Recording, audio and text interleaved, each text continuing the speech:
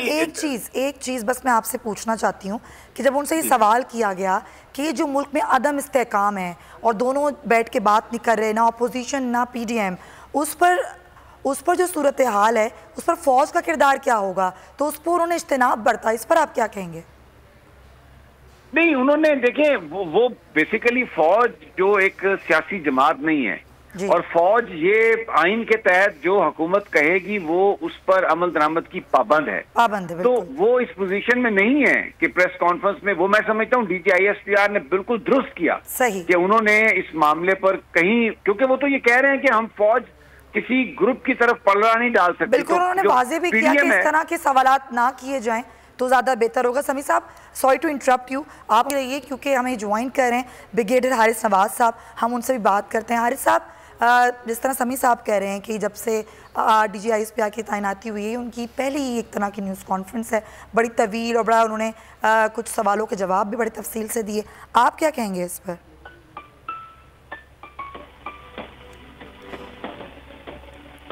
ٹھیک ہے، حارث نواز صاحب بھی ہمارے ساتھ ہوں گے، آپ کو آگاہ کر رہے ہیں کہ آج جو news conference D G I S P R کی جانب سے کی گئی، انہوں نے بڑا وضاحت کے ساتھ کچھ چیزوں کو بتایا بھی، اور خاص طور پر جو تعلق ہے اس حوالے سے بھی بتایا کہ ایک آئینی تعلق ہے حکومت پاکستان کا اور فوج کا۔ جی سمیع صاحب۔ جی دیکھیں، جو آپ نے جو بات کہی کہ انہوں نے جو میسج اس وقت دیا ہے اتفاق رائے، اب اس کو کوئی بھی گروپ جو ہے وہ اس کو انٹرپریٹ اس کا ڈیفرنٹ کر سکتا ہے، لیکن ویری انٹرسٹنگ ہے کہ یہ 27 کو سپریم کورٹ آف پاکستان میں جو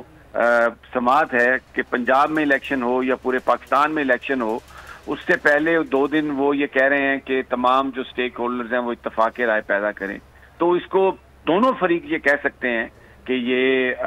یعنی پی ٹی آئی بھی کہہ سکتی ہے، پی ڈی ایم بھی کہہ سکتی ہے کہ یہ ان کی حمایت میں یا ان کی جو نظریہ ہے اس کی حمایت میں یہ سٹیٹمنٹ آئی ہے، لیکن D G I S P R یہ کہتے ہیں کہ ہم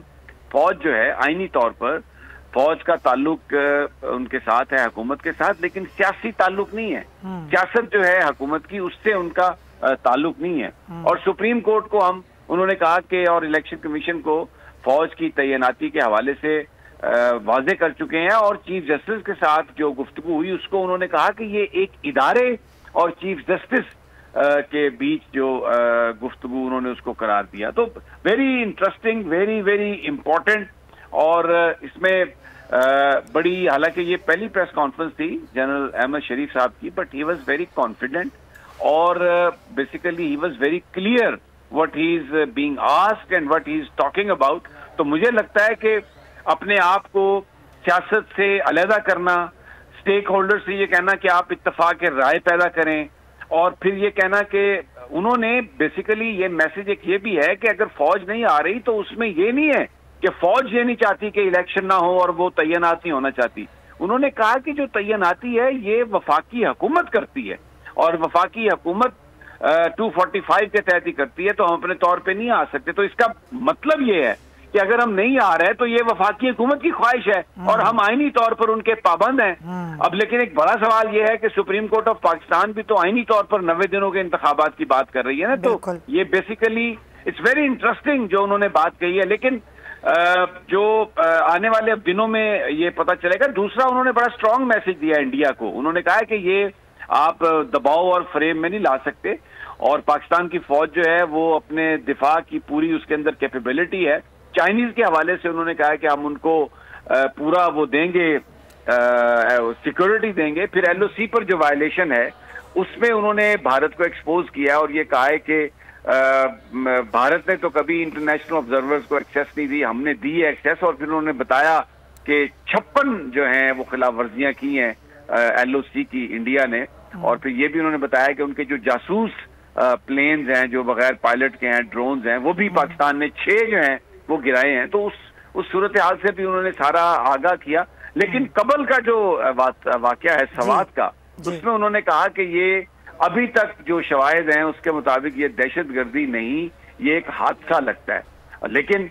جب تک انویسٹیگیشن پوری نہیں ہوئے گی اس وقت تک نہیں بتایا جا سکتا۔ ایک اور بڑی امپورٹنٹ جو بات انہوں نے ویٹرنز کے حوالے سے کہی ہے، دیکھیں ویٹرنز نے ابھی عمران خان سے بھی ملاقات کی ہے، اور ویٹرنز کی ایک بہت بڑی تعداد 90% لوگ جو ہیں وہ تحریک انصاف کے ساتھ ہیں، اور اس میں بہت سارے لوگوں کو پکڑا بھی گیا, جنرل امجد شعیب کو بھی پکڑا گیا اور ناجائز پکڑا گیا, کوئی ایسی بات نہیں تھی. لیکن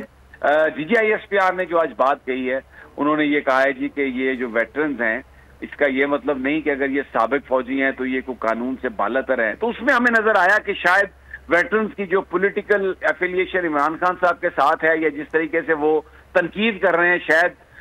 فوج بطور ادارہ اس کو پسند نہیں کر رہی, اس لیے انہوں نے اپنا ڈسپلیئر جو ہے یہ اس پر ضرور شو کیا جو ہمیں سمجھ آئی. لیکن سب سے امپورٹنٹ وہی بات ہے کہ اسٹیک ہولڈرز اتفاق رائے پیدا کریں. تو اگر دسمبر سے چیف صاحب کہہ رہے ہیں اور اب تو یہ مئی آن پہنچا ہے اور ابھی تک کوئی اگر نہیں ہوا اتفاق رائے, اور نظر بھی آ رہا ہے کہ اتفاق رائے نہیں ہے, اور یہ پوزیشن ہے پاکستان آرمی کی اور چیف کی, تو اٹس ویری انٹرسٹنگ. اس کو آپ جس طرح سے مرضی انٹرپریٹ کر لیں. اور دوسرا جو ایک اہم ایشو ہے ہمارے لیے وہ ہے آزادی اظہار رائے. جرنلسٹوں کو پیٹا گیا ہے, پکڑا گیا ہے, جرنلسٹ قتل بھی ہوا ہے, اونرز کو پکڑا گیا ہے. شعیب شیخ صاحب کو آج بھی ہمارے آکاش رام جو ہیں وہ اغوا ہیں. تو انہوں نے کہا کہ جی آزادی جو ہے وہ ہونی چاہیے, لیکن یہ آئین دیتا ہے آزادی, لیکن یہ سرٹن قوانین کے تابع ہے. تو یہ ایک تھوڑا سا ایسا لگ رہا ہے کہ وہ جو ایک سرٹن قوانین کی بات کر رہے ہیں, تو وفاقی حکومت بھی جو لوگوں کو پکڑ رہی ہے, اگرچہ وہ قانون اپلائی نہیں ہوتا لیکن نام وہ یہی لیتے ہیں کہ وہ قانونی ہے. تو یہ مکس آف ایوری تھنگ. اور سوشل میڈیا پر جو مہم فوج کے خلاف چل رہی ہے سمیع صاحب, اس کا بھی تو جواب دیا انہوں نے. جی دیکھیں سوشل میڈیا پر ایک کچھ جو پوسٹ لگتی ہیں, جو کیمپیننگ ہوتی ہے, تو اس میں انہوں نے یہ کہا ہے کہ یہ فوج اس کا نشانہ ہے, اور پھر یہ بھی کہا ہے کہ ہم ہر الزام کا جواب نہیں دے سکتے کیونکہ ہم ڈسپلنڈ لوگ ہیں. اور پھر انہوں نے بات کی کہ ان کے ساتھ جو مذاکرات تھے وہ حکومت پاکستان کی سوچ تھی اس وقت, یعنی انہوں نے, اب اگر حکومت کی سوچ تھی تو فوج کا آئینی تعلق ہے حکومت کے ساتھ, تو ان اے وے وہ یہ کہہ رہے ہیں کہ اس وقت کی جو رجیم ہے اس میں فوج بھی شامل تھی, اس میں پولیٹیکل لیڈرشپ بھی شامل تھی. تو وہ انہوں نے مذاکرات کیے, تو جس میں انہوں نے یہ کہا کہ یہ امپورٹنٹ تھا کہ وہ اس کو اون کیا انہوں نے ان اے وے کہ گورنمنٹ کر رہی تھی. اب اصل جو معاملہ ہے وہ پاکستان میں انتخاب کا معاملہ ہے, اور یہ معاملہ ہے کہ فوج کس کے ساتھ ہے. تو آج انہوں نے یہ کہا ہے کہ تمام سٹیک ہولڈرز اتفاق رائے پیدا کریں. ہم ہمارا حکومت سے سیاسی تعلق نہیں ہے, آئینی تعلق ہے, لیکن ہم ایک گروپ, چاہے وہ مذہبی ہو یا چاہے وہ سیاسی ہو, اس کے خلاف کاروائی سے انتشار ہوتا ہے. تو یہ بڑا اہم میسج ہے. ہوائے نفس کی ہے حکمرانی, لٹیرا کر رہا ہے پاسبانی.